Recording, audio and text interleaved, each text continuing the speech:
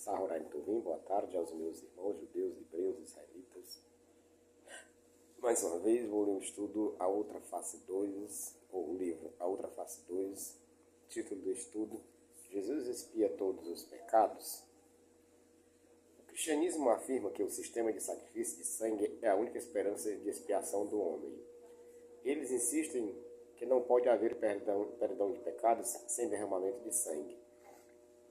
Eles afirmam que a Bíblia apresenta apenas o sangue como forma de expiar o pecado. Os cristãos evangélicos afirmam que nos últimos 19 séculos, desde a destruição do segundo templo em 70 depois de Cristo, o povo judeu carece de um sistema de sacrifício animal que, segundo pensam, seria essencial e indispensável para a expiação. Consequentemente, eles afirmam: Deus deve ter providenciado a expiação de sangue no lugar dos sacrifícios de animais do passado. Esse sacrifício, eles insistem, é a morte de Jesus na cruz. Em apoio à sua afirmação de que a expiação só pode ser alcançada por meio do derramamento de sangue, os missionários citam o seguinte versículo: A razão disso é que a vida da carne está no sangue, e eu dei a vocês sobre o altar para fazer expiação por suas almas, pois é o sangue que faz expiação pela alma. Levítico 17:11. A igreja apela a este versículo para provar que o sangue da cruz é a única esperança de salvação do homem e a garantia de que Hashem perdoará seus pecados. Em resposta a esse argumento, ao contrário da afirmação de que o sacrifício de sangue é o único método de expiação, a Bíblia prescreve claramente 3 métodos de expiação: o sacrifício pelo pecado, o arrependimento e a caridade. Além disso, o sacrifício pelo pecado, chamado nas escrituras judaicas como Korban Hatat, não expiava todos os tipos de pecado, mas sim apenas a categoria mais insignificante deles: os pecados não intencionais. O sacrifício do pecado era inadequado para expiar uma transgressão cometida intencionalmente. Aquela pessoa que pecava ou transgredia descaradamente era impedida de entrar no santuário e devia suportar sua própria iniquidade por causa de sua rebelião contra Hashem. A Torá ensina este princípio fundamental. Se uma pessoa pecar sem querer, ela deve oferecer uma cabra de 1 ano como oferta pelo pecado. O sacerdote fará expiação perante o Eterno pela pessoa que se extraviou quando peca sem querer, fazendo expiação por ela para que seja perdoada. A pessoa que faz algo desafiador, seja ele nativo ou estrangeiro, está blasfemando contra o Eterno. E essa pessoa será eliminada do meio de seu povo, porque desprezou a palavra do Eterno e violou o seu mandamento. Essa pessoa será completamente eliminada. Sua culpa recairá sobre ele. Números 15, versículos 27 ao 31. Assim, se os sacrifícios eram necessários a fim de expiar o pecado não intencional, será que Jesus então teve que morrer por esses pecados cometidos involuntariamente? A resposta à pergunta é simples. Jesus não podia morrer pelos pecados de ninguém, fossem eles cometidos acidental ou acidentalmente. Só para começo de conversa, sempre foi proibido ao povo judeu oferecer sacrifícios humanos em quaisquer circunstâncias. Não há um único lugar em todo o corpo das escrituras judaicas em que se toleravam sacrifícios humanos. Na verdade, repetidamente, a Torá e os profetas advertem o povo judeu que é um pecado grave oferecer um ser humano em sacrifício. No livro de Levítico, apenas espécies distintas de animais são permitidas para uso em sacrifícios de sangue. As antigas religiões pagãs promoviam a mesma ideia sobre expiação que a cristandade continua a pregar ainda hoje. Por exemplo, o culto a Moloque. Eles alegremente lançavam crianças ao fogo como uma espécie de sacrifício a fim de satisfazer as demandas e apaziguar os seus deuses. Por que crianças eram usadas neste ritual pagão em vez de adultos? A razão é que uma criança é um retrato comovente de alguém inocente e sem pecados. Uma criança, eles raciocinavam, não poderia ter cometido iniquidades, e portanto, isso equivaleria a um sacrifício animal que também deveria ser imaculado. A Torá, porém, condenava os sacrifícios humanos e avisou o povo judeu das terríveis consequências caso este mandamento fosse violado. Essa mensagem foi transmitida no Monte Moriá, onde Abraão se preparou para oferecer seu filho Isaque em sacrifício. Naquele momento épico da história, quando Abraão estava pronto para sacrificar Isaque, o Todo-Poderoso advertiu de que ele não desejava um sacrifício humano e ordenou que Abraão sacrificasse o carneiro preso no matagal. A diretiva do Todo-Poderoso, ele só queria sacrifícios de animais em vez de sacrifícios humanos, foi imediatamente entendida. Esse ensino nunca se afastou da mente e da alma dos filhos de Israel. Além disso, o profeta Ezequiel advertiu a nação judaica, dizendo que nem mesmo um homem justo poderia expiar os pecados dos ímpios. Não consideraríamos como crueldade caso um pai punisse um filho obediente pelos crimes de outro? Somente uma sociedade injusta perdoaria seus criminosos enquanto aprisiona ou mata inocentes. O profeta, portanto, avisa que nenhuma pessoa inocente pode morrer pelos pecados dos ímpios. A pessoa que pecar, ela morrerá. O filho não levará a culpa do pecado do pai, nem o pai levará a culpa do pecado do filho. A justiça do justo estará sobre ele, e a impiedade do ímpio estará sobre ele.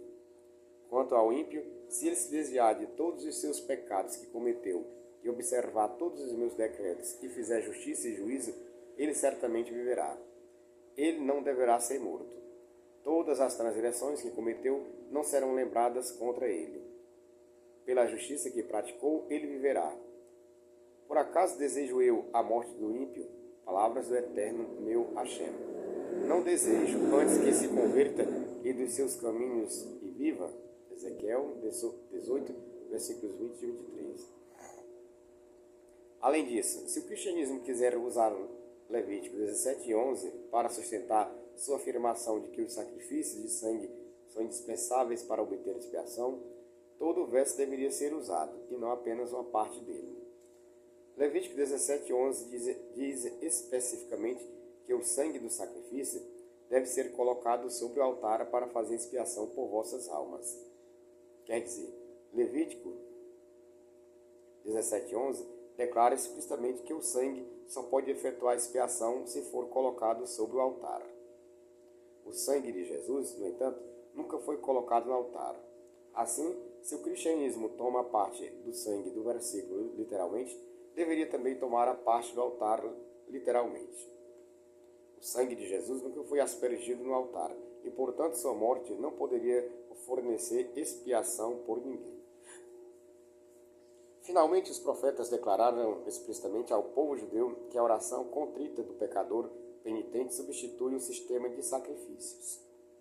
Portanto, a expiação pelos pecados não intencionais hoje é feita por meio de súplica devocional a Hashem, o misericordioso. Na verdade, no 3º capítulo de Oséias, o profeta prediz com exatidão que a nação de Israel não teria um sistema sacrificial durante o último segmento da história judaica até a era messiânica. Oséias declara: pois os filhos de Israel habitarão muitos dias sem rei ou príncipe, sem sacrifício ou coluna sagrada, sem éfode ou terafins. Posteriormente, os filhos de Israel retornarão e buscarão ao Eterno, seu Hashem, e a Davi, seu rei. Eles temerão o Eterno e sua bondade nos últimos dias. Oséias 3, versículos 4 e 5. Nas palavras da Escritura, esse período de tempo duraria muitos dias. No entanto, apesar das repetidas proclamações da Igreja de que a crucificação de Jesus serve como sacrifício pelo pecado hoje, as palavras de Oséias foram meticulosamente cumpridas e permanecemos sem um sistema sacrificial de expiação até hoje. Dada a magnitude espiritual dessa profecia notável, Oséias foi compelido a revelar como se daria a expiação de pecados caso o templo deixasse de existir. Em essência, se o profeta está testificando que a nação de Israel realmente ficará sem um sistema sacrificial durante seu longo exílio até a era messiânica, o que devemos usar em vez disso? Como o povo judeu expiará o pecado não intencional sem um sacrifício de sangue durante seu amargo exílio? E quanto a todos os sacrifícios de animais prescritos no livro de Levítico, o povo judeu pode viver sem ofertas de animais? O cristianismo afirma que não podem. A Escritura, porém, discorda. Por essa razão, o ensino destacado em Oséias 14, versículos 2 e 3 é crucial. Nestes dois versículos, Oséias revela à sua nação como eles devem substituir o sistema sacrificial durante seu exílio prolongado. O profeta declara que o Todo-Poderoso deseja que rendamos por touros a oferta de nossos lábios. A oração é para substituir o sistema sacrificial.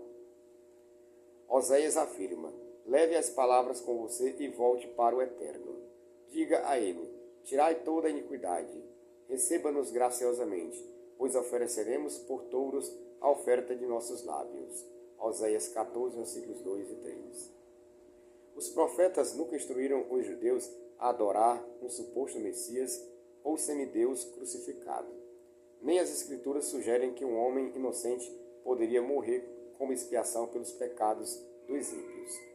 Essa mensagem é totalmente contrária aos ensinos das Escrituras judaicas. Em vez disso, são as orações do pecador, as ofertas dos seus lábios, que se tornariam como os touros, ou seja, os animais das ofertas pelo pecado. O rei Salomão também reflete este sentimento. Em 1 Reis 8,